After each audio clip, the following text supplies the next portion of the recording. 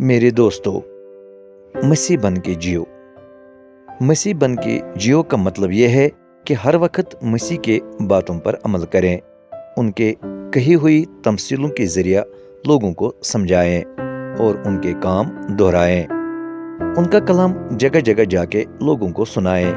आपस में मेल मिलाप रखें, दुश्मनों से भी मोहब्बत रखें, एक दूसरे को मुआफ़ करें, ज़रूरतमंदों की मदद करें, शागिर्दों से मोहब्बत रखें, उनके दुख सुख में शरीक हो जाएं, झूठ न बोलें, धोखा न दें, गलत काम न करें, बुराई से दूर रहें, लालच न करें, दुनियाई चीज़ों से मोहब्बत न रखें, खुदा में वफादार रहें, ईमान में मजबूत बने, किसी का बगुज़ न रखें, खैरात बांटें, रोज़ा रखें, दुआ में वक्तन फवक्तन मशगूल रहें, कभी गुनाह न करें, दिल और आंखें साफ रखें, खुदा की मर्जी पर चलें, खुदा का कलाम अपने साथ रखें, बल्कि खुदा के पाक कलाम अपने पाक दिल में रखें और पाक जुबान से पढ़ें और दूसरों को भी सुनाएं।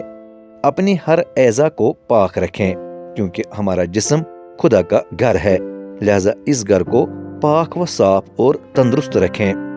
पाक कानों से कलाम को सुना करें, पाक हाथों से खुदा के काम करें, पाक कदमों से खुदा की खिदमत के लिए चलें, पाक कमर से खुदा के सामने झुकें, पाक घुटने टीके हुए उसकी इबादत और दुआ करें, पाक मुंह जुबान और होंठों से खुदा की तारीफ करें।